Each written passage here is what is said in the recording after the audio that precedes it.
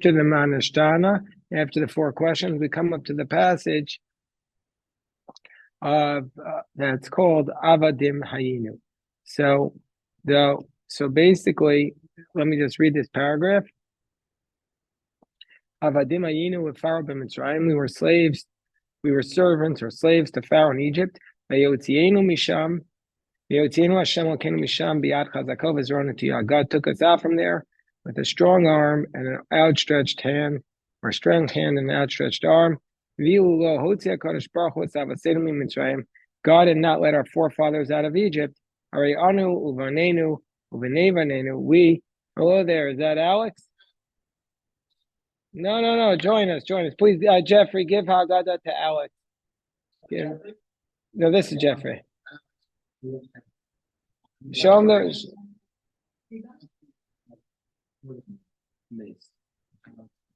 Yeah. You show? Yes, people are on the Zoom. You want to give show Alex where we're up to, Jeff? Do you want to show Alex where we're up to?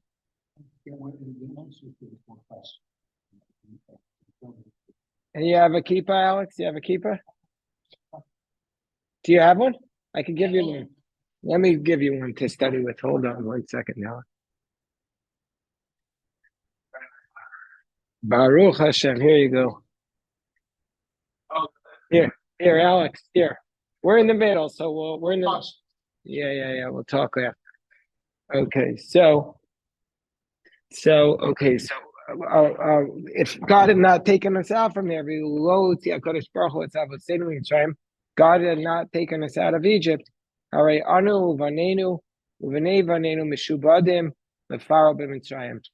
and our children and our grandchildren would be enslaved to Pharaoh in Egypt.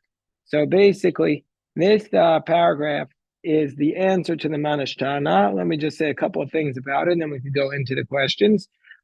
Basically, this little paragraph opens up the telling of the story of Egypt, and so one of the classic questions is, how does this answer the questions of the Manashtana? The source for this statement, this paragraph, comes from the Talmud in Pesachim 116a, where it says, in the Talmud, this passage is based from the Talmud, where it says, after the son asked the Manashtana, the father responds him according to the knowledge of the son, according to what the son is capable of. We also learn there in that Mishnah that there's that we're supposed to begin with genus u'misayim b'shevach. We begin with disparaging comments, and then we conclude with praise. What's the reason why we open up specifically the story with a disparaging element? That the Ritva says is to ultimately give praise to God, that we went to show the full extent of God's greatness, that we went from the depths of the trash to and God lifted us up. What is the genus?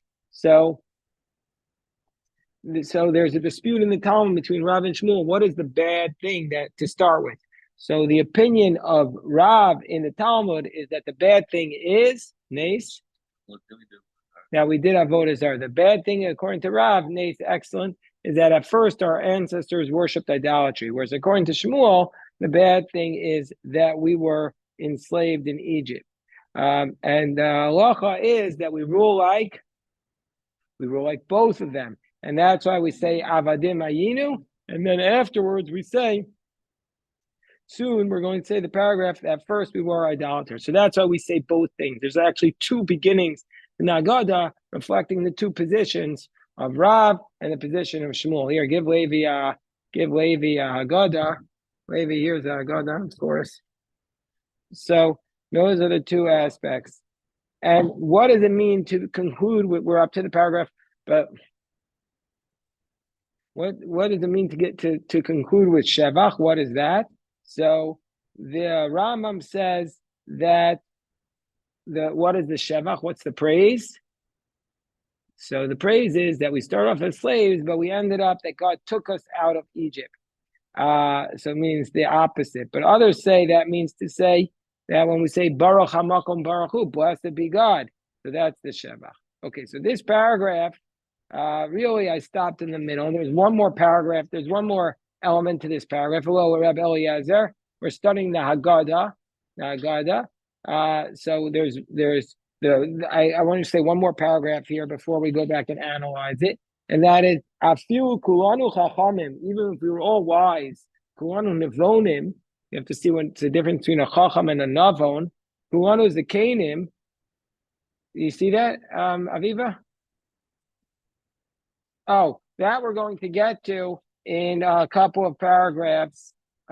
Basically, after the four sons, then we're going to get to the other beginning of the Haggadah, which says that first our ancestors were idolaters. So, yeah. So then it says, even if we were all wise, all understanding, all Zakanim really means like scholars, all who know the Torah. You have to see what's the difference. By the way, there's how many adjectives here? Is that an adjective? Wise? Is that an adjective? So how many adjectives are there here? 4. How many sons are there? 4. And how many questions are there? 4. So we have to see, is this what? 4 cups of wine. Excellent. 4 pieces of brisket that we eat. So even if we're all wise, all understanding, all elders, all know the Torah, it's a mitzvah to tell the Exodus story. Mitzvah l'sapri b'tzias Mitzrayim, cho'amar b'sapri b'tzias Mitzrayim arei zeh meshuga. Whoever increases, you have the place, Alex?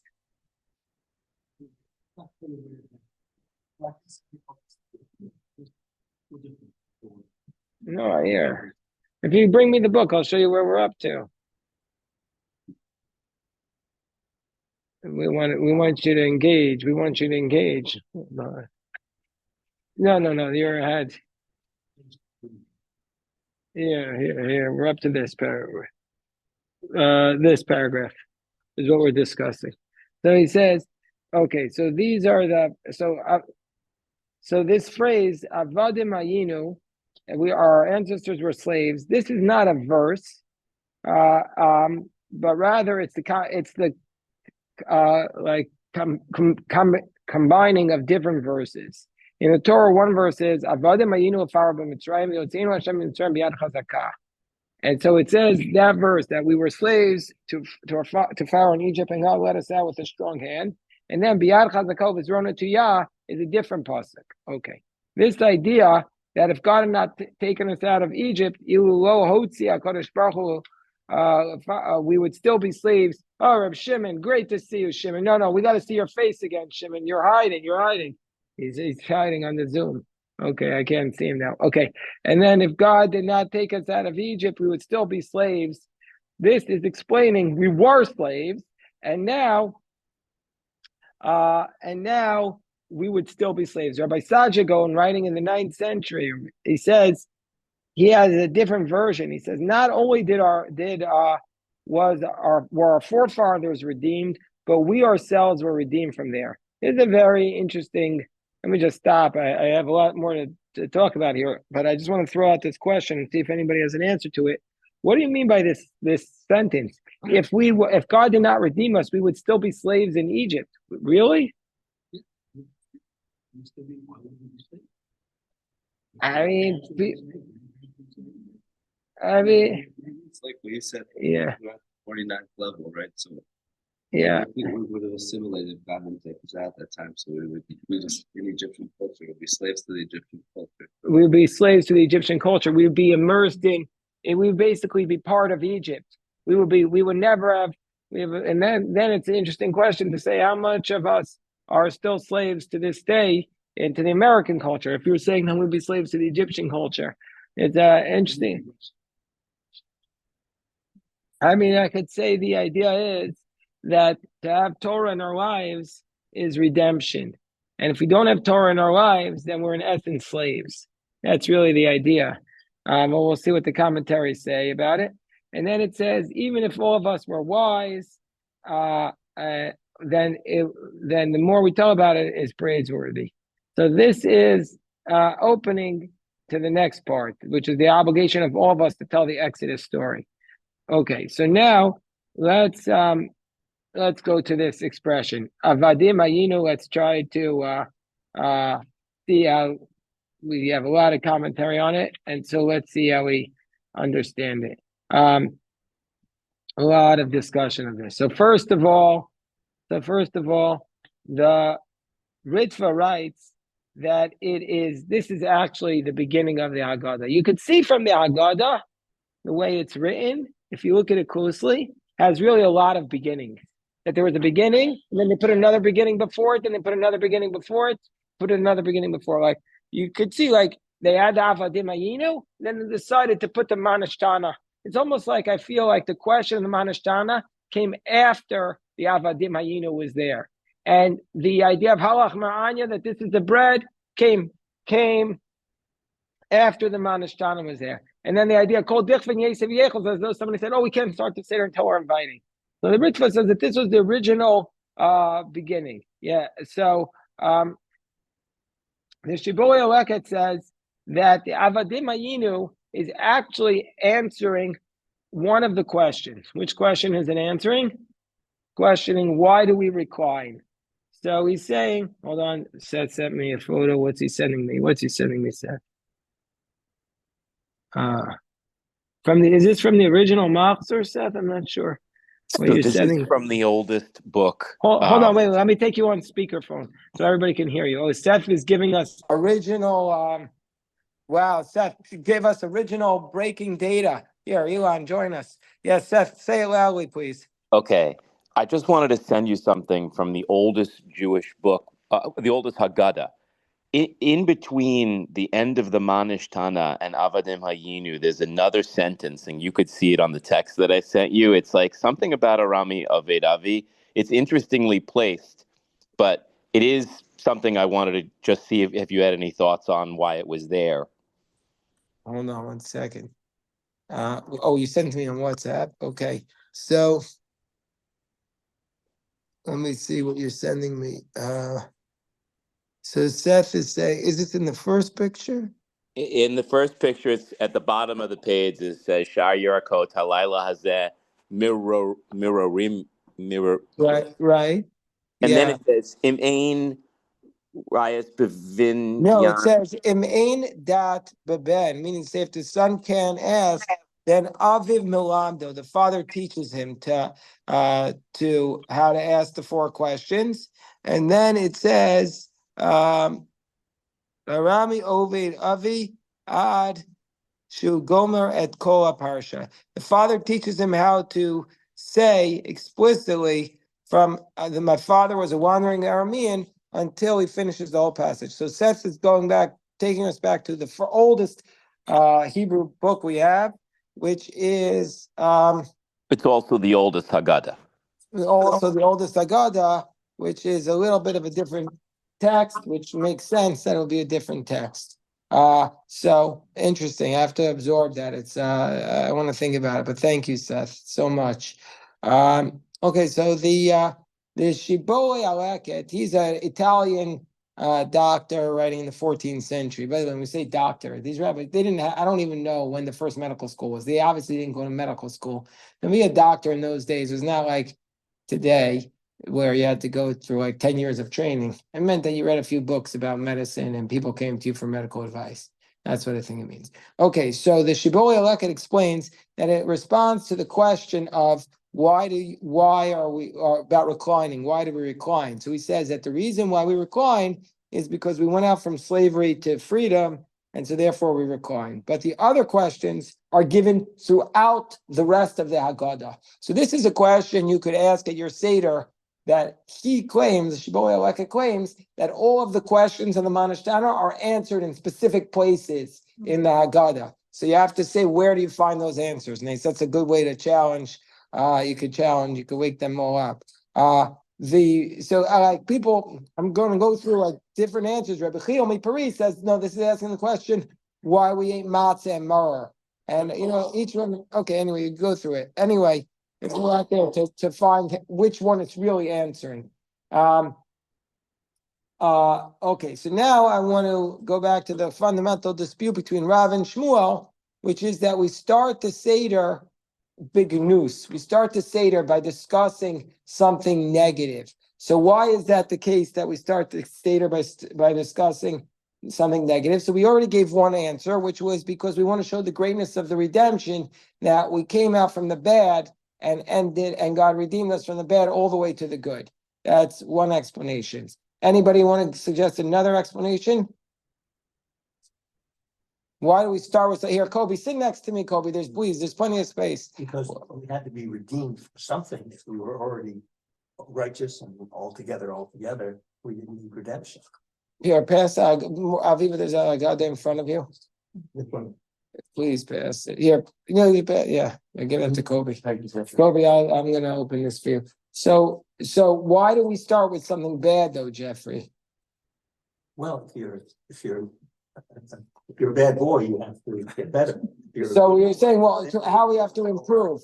How we have to improve? Okay. I don't know. I mean, they did something bad. Something bad. Well, there's a dispute. What does it mean, something bad?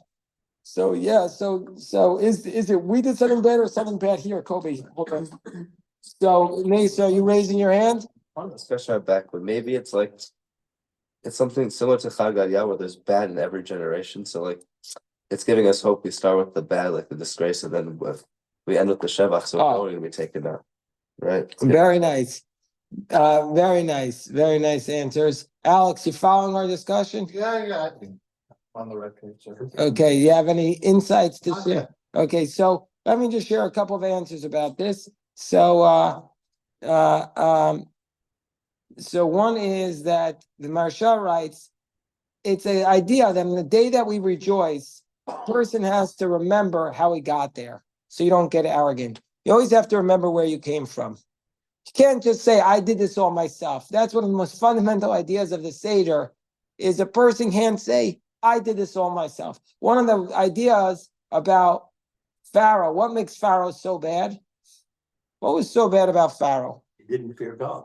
Okay, yeah, he didn't fear God, but that wasn't the core sin, I would say. I'd say that was a result of his core sin. The core sin of Pharaoh was Arrogant. Yes, but the core was, why is the arrogant? It's a lack of gratitude. The core sin of what is Pharaoh? How does the slavery story begin? Vayakam melech hadash asher lo yadas Yosef. A new king arose who did not know Joseph. All of the sin, the whole story stemmed from Pharaoh not knowing where he came from. Not knowing where he came from. So we, at the very beginning, have to say where we come from. We have to be the opposite of Pharaoh. It comes from gratitude. We have to express our gratitude to God, to the generations who came before us. We have to express our gratitude for that. Yes, Alex. This story of Exodus is so important. Maybe I misread it, but it even has, maybe it's not the primary purpose, but it even has a purpose every Shabbat that we're supposed to thank God that we're not still slaves. No, every day. It becomes the whole story, but it's even part of Shabbat. Yeah, every day. Here, Moshe, have a seat right here. Of course, Moshe. Have a seat right there. Of course. Yes. That's why this is the core idea of our faith. Why is Exodus the core idea of our faith? And this is what we were saying. We would still be slaves to Pharaoh in Egypt because the core idea is the idea of gratitude to God. If we don't have the gratitude to God, then we're basically still enslaved to Pharaoh. Because then if we don't have gratitude to God, we have gratitude to Pharaoh. So that's the idea. Exactly right. This is every day. This idea is from Exodus is like an intensive. Yeah. What? No doubt on the Finafa. Exactly. That's how we start our day. We start our day that way. This is the Gemara in Yoma tells us that you do not appoint a parnes. A parnes is a leader on the community unless you this is the idea. Listen to this, Eliezer. You don't appoint a parnes leader on the community unless you place a basket of cockroaches over his shoulder. That before you share that at the Seder. Share that at the Seder. Why? So imagine if Donald Trump had a basket of cockroaches on his shoulder, and you say to him, if you get arrogant, look behind you. This is where you're going to end up. You're going to end up being eaten by the maggots. Basically, you have to remind people to be humble. Reb David, how are you? What if he's a roach himself? What? What if he's a big roach himself? No, so I mean that's the idea. And so therefore, since God made for the Jewish people this God brought us out, and God said that you're our treasure. You know, a lot of it, we're the chosen people. We are elevated. That Reb David, it's such an honor to study with you. We're elevated. We're so great. Jewish people are so amazing. Just remember, you know what we are, Elon? We're maggots. We're maggots. And you know, I promise you, we're going to end up as maggots. The quicker you realize that, the quicker you will be more productive in your life. The quicker, yes, you are. Basically, you're worms. Our body will be worms. We came from earth and we're returning to earth. And the worms will be eating us. And the quicker we realize that, the quicker we will be able to accomplish spiritual. I'm gonna skip that part if I say. You can skip it, but if you don't internalize that message, then you're missing something, my dear friend, who has taught me so much. I believe if you don't internalize that message of where we come from and what we have behind us and where we're going, then we're missing the point of life. Yeah. Okay, I mean, it's very clear.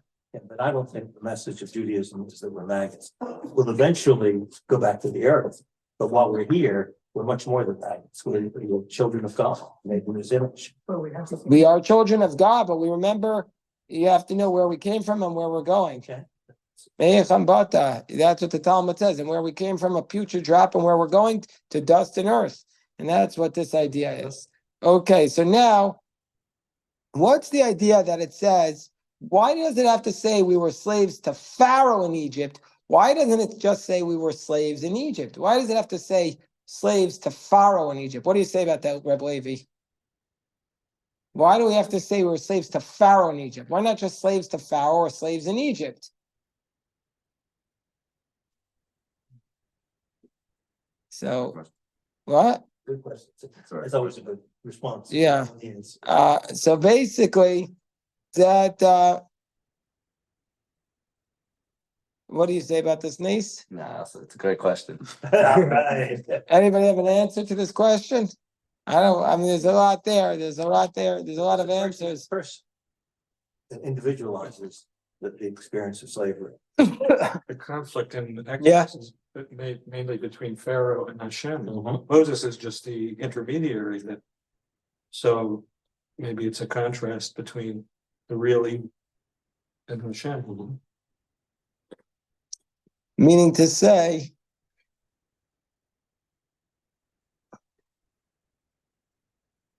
interesting.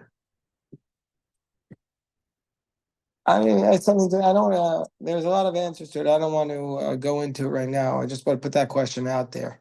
Okay, I want to go up to the next part that I want to focus on with this passage is, isn't it possible, this is something I raised before, that how can we say we would be slaves to Pharaoh? Didn't Pharaoh die? And wouldn't we have been freed afterwards? So this is a classic question.